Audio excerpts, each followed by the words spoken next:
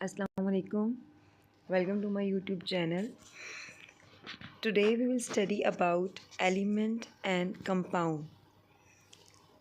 Substance हमने last मैंने video upload की थी स्टूडेंट्स, मैंने उसमें आपको बताया था कि सब्सटेंस क्या होता है। मैटर की प्योर फॉर्म को सब्सटेंस कहा जाता है। जब भी मैटर प्योर फॉर्म में प्रेजेंट होगा वो सब्सटेंस होगी। हम कहते हैं कि सब्सटेंस में जब एक ही तरह के एटम्स हों, एक ही तरह के एटम्स जिनका एटॉमिक नंबर भी सेम है और जो मज़ीद सिंपल सब्सटेंसेस में डिकम्पोज नहीं हो सकते बाय एनी केमिकल मींस, ऐसी सब्सटेंस को क्या नाम दिया जाता है? ऐसी सब्सटेंस को एलिमेंट का नाम दिया जाता है। क्लियर? कोई भी सब्सटेंस जो एक ही तरह के एटम से मिलके बनी हो, फॉर एग्ज़ाम्पल हाइड्रोजन का अगर एलिमेंट है तो हाइड्रोजन के ही एटम्स मिलके ये हाइड्रोजन एलिमेंट बनाएंगे और इन एटम्स का एटॉमिक नंबर भी क्या होगा? एटॉमिक नंबर सेम होगा। लाइक 1 है तो सब हाइड्रोजन जिनका एटॉमिक नंबर 1 है वो मिलके हाइड्रोजन एलिमेंट बना रहे हैं। एंड मज़ीद हम इनको किसी भी केमिकल मीन से डिकम्पोज भी नहीं कर पाएंगे, तो ऐसी सब्सटेंस को एलिमेंट का नाम दिया जाता है। हम कहते हैं जी एलिमेंट्स नेचर में कैसे पाए जाते हैं? फ्री फॉर्म में भी होते हैं और कंबाइंड फॉर्म में भी एग्जिस्ट करते हैं। दोनों फॉर्म्स में प्रेजेंट होते हैं। कुछ एलिमेंट्स होते हैं जो कि फ्रीली एग्जिस्ट करते हैं, लाइक हाइड्रोजन है, फ्री फॉर्म में है, ठीक है। ऑक्सीजन है, फ्री फॉर्म में एग्जिस्ट करता है। और कुछ एलिमेंट्स ऐसे होते हैं जो कंबाइंड फॉर्म में एग्जिस्ट करते हैं। हम कहते हैं कि जी टोटल 118 एलिमेंट्स डिस्कवर किए गए, उसमें से 92 एलिमेंट्स क्या है? नेचुरली अकरिंग, जो नेचर में प्रेजेंट होते हैं, जिन्हें हमें आर्टिफिशियली नहीं डिस्कवर करना पड़ा, जो नेचुरली प्रेजेंट थे, ऑलरेडी नेचर में पाए जाते थे। वो कितने थे? 92। एंड टोटल हैं 118 एलिमेंट्स जो डिस्कवर किए गए। सो यहाँ पे हमने 3 पॉइंट्स डिस्कस किए कि जी एलिमेंट होता क्या है, ठीक है, और एलिमेंट फ्री और कंबाइंड दोनों फॉर्म्स में पाए जाते हैं। एंड 92 हमारे पास टोटल नेचर में already present the elements, and total 118 elements discover हो चुके हैं। So this was the basic concept. अब जो हमने कहा कि जी नेचर में प्रेजेंट हैं एलिमेंट्स, उनकी ज़ाहिर सी बात है परसेंटेजेस भी क्या होंगी? डिफरेंट होंगी। अर्थ क्रस्ट में कोई परसेंटेज है, ओशन में परसेंटेज डिफरेंट है, एटमॉस्फेयर में एलिमेंट्स की परसेंटेज डिफरेंट होगी।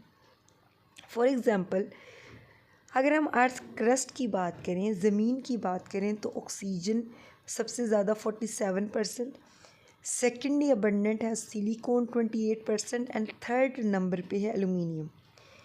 MCQs वाइज ये बहुत इंपॉर्टेंट है, अक्सर पूछा जाता है कि जी most abundant element in earth crust या third most abundant element in the earth crust is aluminium. Then अगर हम ओशंस की बात करें तो ओशंस में भी सबसे ज़्यादा ऑक्सीजन पाई जाती है, और कितनी मिकदार में? 86%।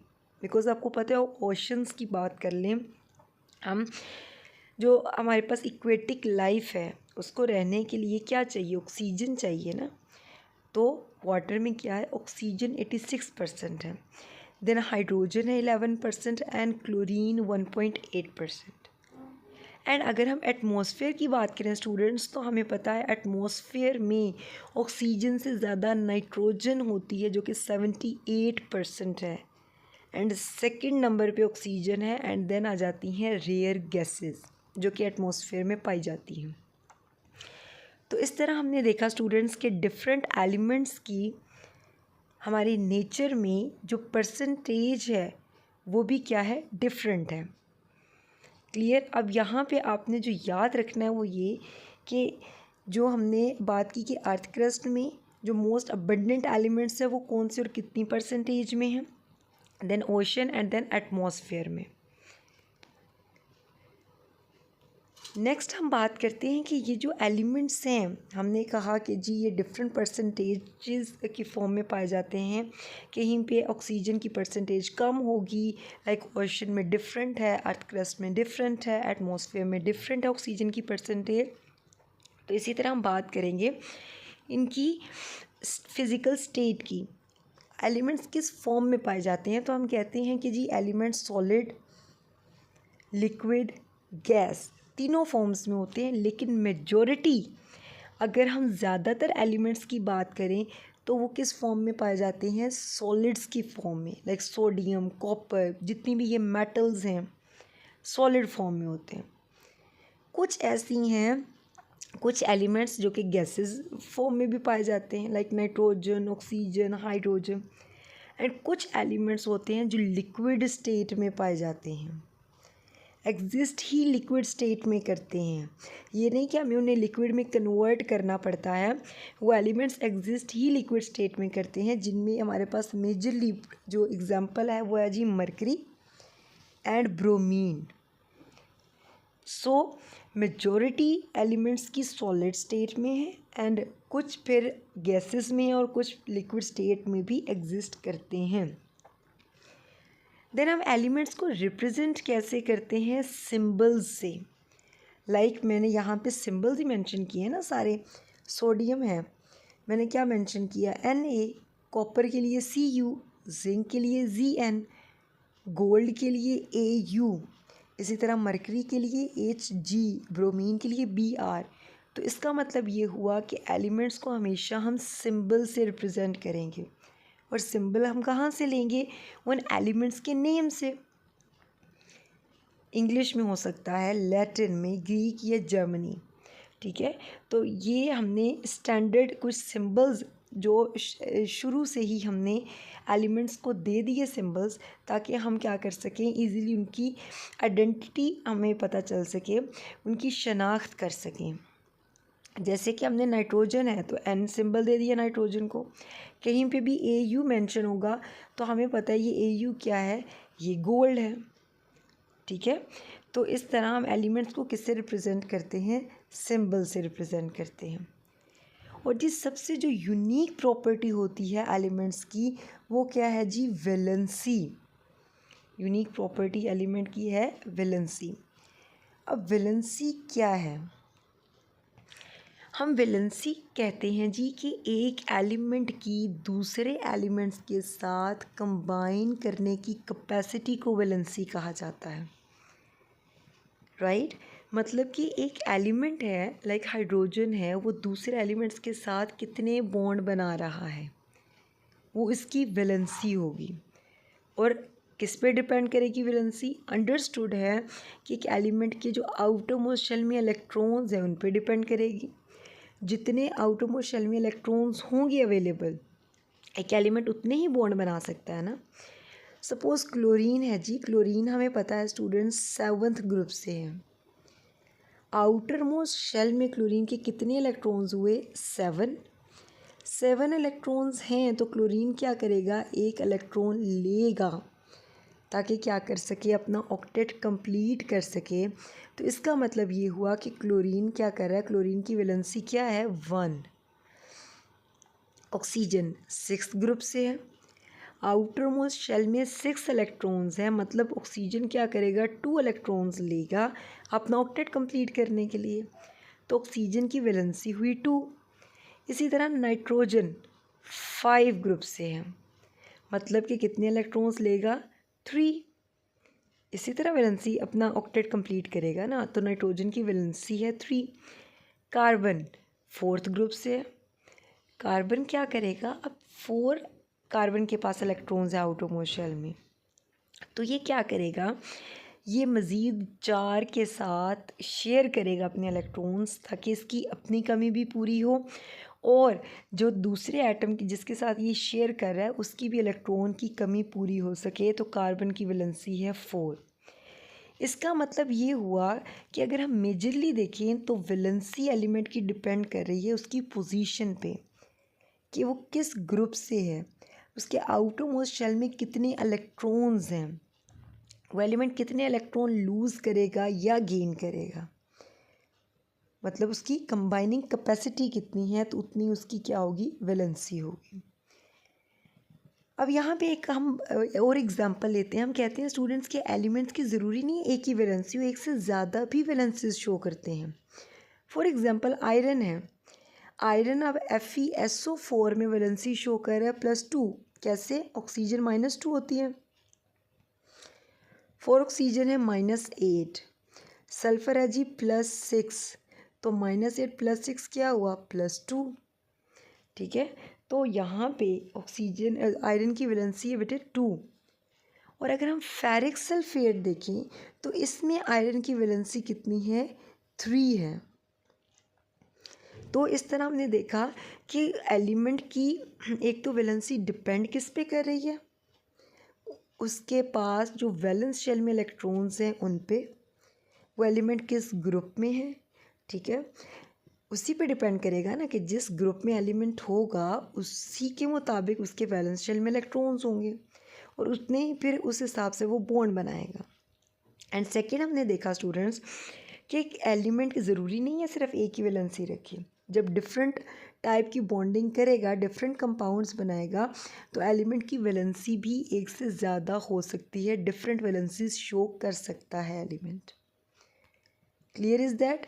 So this was all about element. हमने एलिमेंट की डेफिनेशन को स्टडी किया। हमने देखा कि जी एलिमेंट नेचुरली अकरिंग कितने हैं एंड नेचर में किस परसेंटेज में पाए जाते हैं, रिप्रेजेंट कैसे करते हैं, फिज़िकल स्टेट में किस किस फॉर्म में पाए जाते हैं, एंड द लास्ट प्रॉपर्टी हमने एलिमेंट की पढ़ी, वैलेंसी। अब स्टूडेंट्स हम बात कर लेते हैं कंपाउंड की। सो कंपाउंड जब भी बन रहा है तो वो कैसे बन रहा है, केमिकल कम्बिनेशन से बन रहा है, दो से ज़्यादा एलिमेंट्स के केमिकल कम्बिनेशन से हमें क्या मिल रहा है, कंपाउंड मिल रहा है, जिसमें हमने डिफरेंट एग्जांपल्स स्टडी कर ली। Water, sodium chloride, calcium oxide, कि जब भी सोडियम क्लोराइड आपस में बॉन्ड बना रहा है, बेसिकली इनमें फिजिकल कम्बिनेशन नहीं हो रहा, मिक्सअप नहीं हो रहा, बल्कि केमिकली सोडियम एक इलेक्ट्रॉन दे रहा है, क्लोरीन एक इलेक्ट्रॉन ले रहा है, प्रॉपर इनमें बॉन्डिंग हो रही है और एक कंपाउंड बन रहा है। देन हम कहते हैं स्टूडेंट्स कि एलिमेंट्स क्या करते हैं, एलिमेंट्स जब कंपाउंड बनाते हैं तो वो अपनी प्रॉपर्टीज़ तो लूज़ कर देते हैं। क्यों? क्योंकि वो एक नए कंपाउंड की शक्ल, नए सब्सटेंस की शक्ल इख्तियार कर लेते हैं, और वो जो एक नया कंपाउंड बनता है उसकी जो प्रॉपर्टीज़ हैं वो क्या होती हैं, वो डिफरेंट होती हैं। फॉर एग्ज़ाम्पल हमने हाइड्रोजन लिया और ऑक्सीजन है हमारे पास, ठीक है, क्या बना, वाटर। अब पहले देखिए हाइड्रोजन की अपनी कुछ प्रॉपर्टीज़ थी, ऑक्सीजन की अपनी कुछ प्रॉपर्टीज़ थी, लेकिन जब कंपाउंड बना तो क्या हुआ, इनकी अपनी प्रॉपर्टीज़ तो ख़त्म हो गई ना, बिकॉज अब क्या है, अब ये वाटर की फॉर्म में आ गए, अब वाटर की प्रॉपर्टीज़ इनसे डिफरेंट है। क्लियर?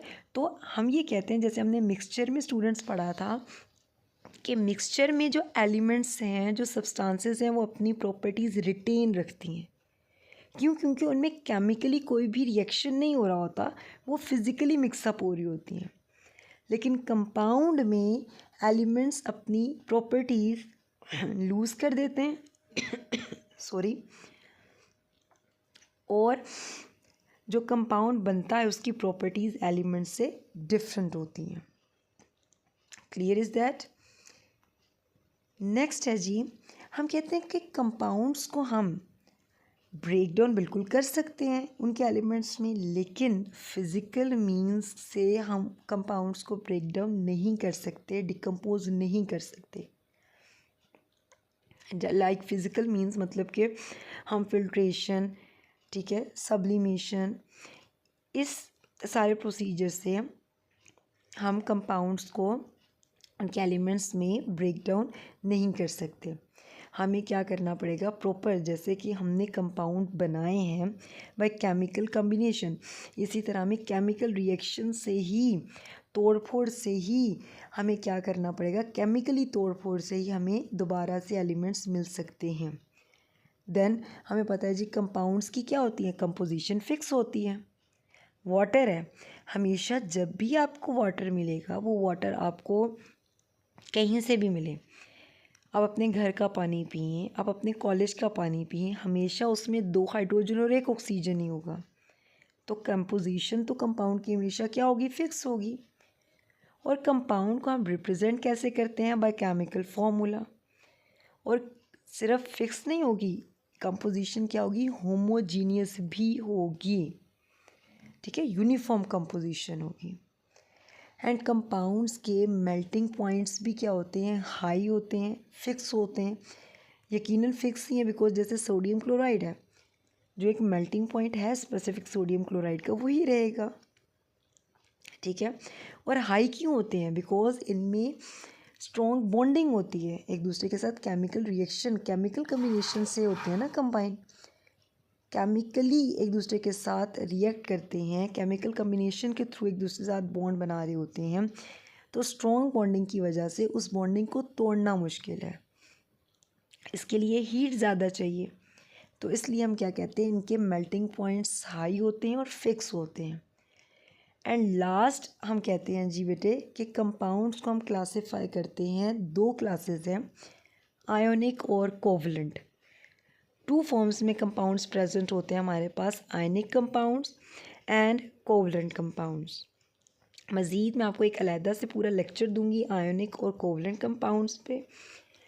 आज के लिए सिर्फ हमने बेसिक कॉन्सेप्ट लेना था एलिमेंट का और कंपाउंड का, जिसमें हमने देखा कि सब्सटेंस जब एक ही तरह के एटम से मिलकर बना हो तो वो एलिमेंट कहलाता है, और जब 2 या 2 से ज़्यादा एलिमेंट्स से मिलके बना हो और वो एलिमेंट्स केमिकली कंबाइन हो तो हमें क्या मिलते हैं, कंपाउंड्स मिलते हैं। So this was all about today's lecture. Hopefully आपको क्लियर हो गए होंगे दोनों कॉन्सेप्ट्स। अगर कोई कन्फ्यूजन हो तो आप कमेंट बॉक्स में कमेंट कर सकते हैं, और इस वीडियो को सुनने के बाद मेरा चैनल सब्सक्राइब करना मत भूलिएगा, और अगर वीडियो अच्छी लगे तो लाइक ज़रूर कीजिएगा। थैंक यू, अल्लाह हाफिज़।